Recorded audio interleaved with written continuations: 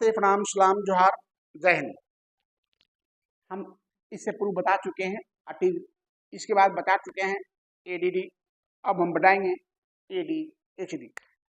ये autism, ADD और ADHD ये सब आपस में भाई है, तीन भाई। हम भी तीन भाई हैं, ये भी तीनों भाई है। कैसे भाई है? सब आपस में मिलता जुलता सिस्टम है। तो देखिए, अब हम जानेंगे एडीएचडी व्हाट इज, क्या है भाई। कोई बात नहीं, एडीएचडी क्या है? एडीएचडी का फुल फॉर्म है attention, A for attention, D for deficit, S for hyper active और डी फॉर डिजॉर्डर। यानी attention deficit hyper active disorder. ये है क्या?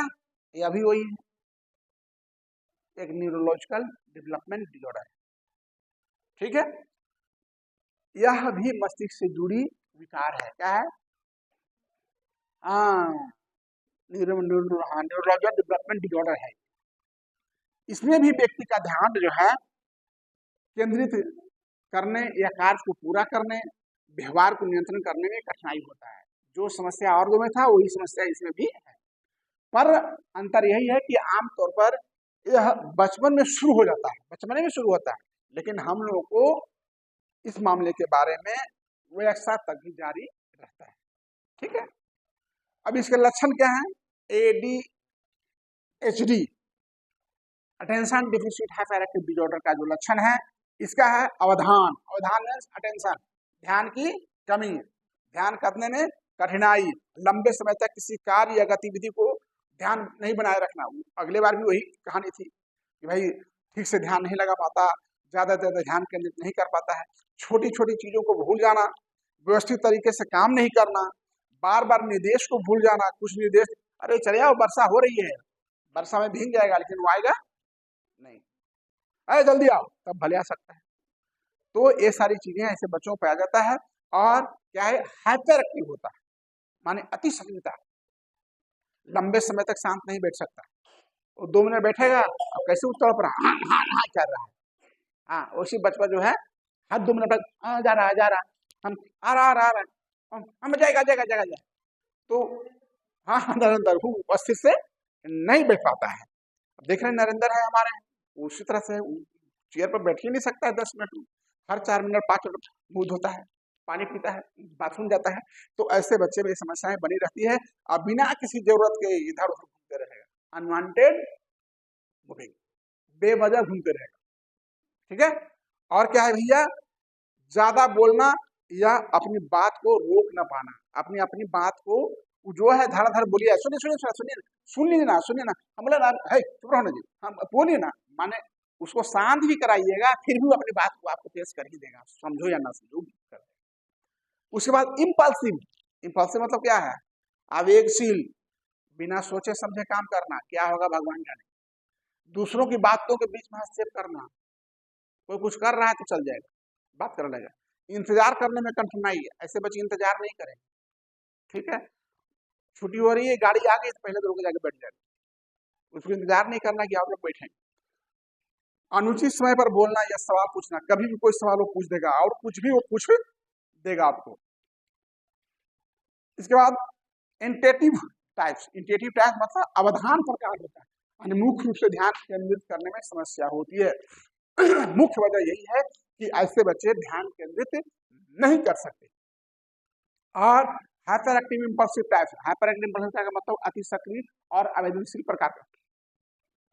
इसका मतलब है कि मुख्य रूप से अति सक्रिय और आवेदनशील होता है। इतना आवेदनशील होता है, आवेगशील होता है कि वो कभी कुछ भी कर सकता है। माने आप दौड़ेगा तो आप लाख मजबूत है, लेकिन आपसे वो नहीं बढ़ पाएगा। ठीक है, कंबाइंड टाइप्स, संयुक्त प्रकार माने यह सबसे सामान्य प्रकार है जिसमें दोनों प्रकार के लक्षण पाए जाते हैं, एडीडी का और एडीएचडी का। अब भैया इसका कारण क्या है? ऐसे बच्चे क्यों होते हैं? तो ऐसे बच्चे होने का एडीडी में भी जाने और टी में भी जाने कि जेनेटिक डिजॉर्डर होता है, अनुवांशिक कारण। ठीक है, परिवार में एडीडी इसका कोई इतिहास है, नाना नानी दादा बाबा बाबा, तो आपके बच्चे में हो सकता है। अगर आपके बच्चे बनेंगे तो हो सकता है आपका बच्चा कैरियर हो जाए, आने वाले बच्चे में हो सकता है। मस्तिष्क का विकास, मस्तिष्क का कुछ हिस्सों में विकास जो है धीमी गति से हुआ हो या अनमाइनर वे में मस्तिष्क का विकास हुआ हो, तो इस कारण से भी बच्चा एडीएचडी हो सकता है। तीसरा कारण है पारिवारिक कारण इन्वायरमेंटल फैक्टर। गर्भावस्था के दौरान माँ शराब पीती हो, बीड़ी पीती हो, औरतें भी बीड़ी पीती है ना, या कोई इन्फेक्शन माँ को हो गया हो, या कोई ऐसा हादसा सुनाई पड़ गया हो, या एक चोट गंभीर, कुछ और भी कॉजेस, तो इसके कारण भी बच्चा हो सकता है एडीएचडी। और बचपन में सिर पर चोट लगना, बच्चे जन्म लेते हैं ना तो लोग हाथ में आप लीजिए ना, हम भी लीजिए ना, हम भी लें, कहीं गलती से छूट सकता है तो चोट लग सकता है, इस कारण भी एडीएचडी हो सकता है। अब हम आपको बता दिए क्या है, लक्षण क्या है, कारण क्या है, अब इसका निदान क्या है, इसके बारे में जानेंगे। तो मैंने बता दिया हूँ, ऐसे बच्चे हैं तो सबसे पहले आप क्लिनिकल साइकोलॉजिस्ट पेडियाट्रिस्ट और इसको आप जो बाल रोग विशेषज्ञ हैं उनसे आप मिलिए और वो जिस तरह सलाह देते हैं वैसा काम करिए, और साथ में बच्चे के व्यवहार, शिक्षण, सामाजिक जीवन का मूल्यांकन करिए। बच्चा का व्यवहार कैसा है, बच्चा का क्या कुछ सीख रहा है या नहीं सीख रहा है, और बच्चे क्या जीवन का मूल्यांकन, स्कूल का, घर का मूल्यांकन करिए कि स्कूल में स्थिति क्या है, घर में स्थिति क्या है, बच्चों के साथ स्थिति इसका कैसा है। इसके साथ आपको जो मैं पूर्व में बताया हूँ कि आपका SDSM क्या बताए थे, DSM 5 बताए थे ना ऑटिज्म में भी, और आपका मैंने एडीडी बताया था। तो ये जो आपका diagnostic and statistic manual of mental disorder है, ये जो मानक है इसके आधार पर आप अपने बच्चे को चेक कर सकते हैं हमारा बच्चा कितना सही कितना गलत है और क्या करना आगे होगा। अब इसका उपचार क्या है, तो उपचार के लिए बच्चों और माता पिता विशेष रणनीतियों का उपयोग करें ताकि इन बच्चों को ट्रेनिंग देकर के हम समान जीवन जीने योग्य बना सकते हैं।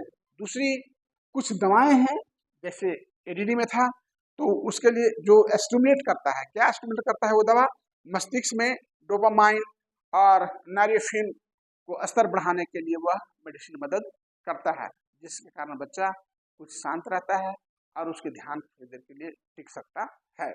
और नॉन स्टिमुलेट भी कुछ है, जब स्टिमुलेट प्रभाव नहीं होते हैं तो इनका उपयोग किया जाता है। ये दो तरह के दवाएं हैं, स्टिमुलेंट और नॉन स्टिमुलेंट। ये दोनों दवा का उपयोग करके कुछ सहायता ली जा सकती है, कुछ सुधार किया जा सकता है। बाकी व्यवहार therapy, speech therapy, expression therapy और आपका बिहेवियर थेरेपी की आवश्यकता पड़ती है। शिक्षा विशेष स्कूल में ऐसे बच्चों को दाखिला कराइए और वहाँ जो स्पेशल कर रहे हैं उनसे मिल करके अपने बच्चे के बारे में बताइए और उनके सलाह पर चलिए, निश्चित रूप से सुधार होगा। जीवन शैली में बदलाव मैं बहुत बार बता चुका हूँ कि इनको नियमित दिनचर्या चाहिए, सारी गतिविधि चाहिए और स्वस्थ आहार चाहिए। यानी ये तीन चीज पर याद रखिए, नियमित दिनचर्या, शारीरिक गतिविधि और स्वस्थ आहार। ये तीन चीज आप देंगे तो निश्चित रूप से बच्चे में सुधार होगा। ठीक तो नहीं होना होगा क्योंकि ठीक होने नॉट क्यूरेबल, रिफॉर्मेबल है, सुधार होगा यानी बढ़ेगा नहीं, जो है जैसे रहेगा या सुधार भी हो सकता है। और एडीएचडी का प्रभाव इसका प्रभाव क्या पड़ता है, देखिए इसका प्रभाव शिक्षा की कठिनाई में, शिक्षा क्या माने शिक्षा नहीं हो पाता है, कठिनाई इतना माने ध्यान का डिस्टर्बेंस है कि वो सीख ही नहीं सकता है। सामाजिक रिश्तों में समस्या, अपने माँ बाप से, अपने बच्चों से, अपने कलीग से, अपने स्कूल में किसी से वो अपना फ्रेंडशिप स्थापित नहीं कर सकता है। आत्मविश्वास की कमी, बहुत आत्मविश्वास की कमी होता है। उसके बाद कार्यस्थल पर प्रदर्शन की कमी, कोई काम दीजिए उसमें भी लेस रहेगा, कुछ भी नहीं रहेगा। हालांकि यह उपचार और मार्गदर्शन एडीएचडी वाले अपनी क्षमताओं का बेहतर उपयोग कर सकते हैं और सफलता प्राप्त कर सकते हैं। इस प्रकार जिस तरीके से मैंने बताया है ऑटिज्म, एडीडी, एनएसडी,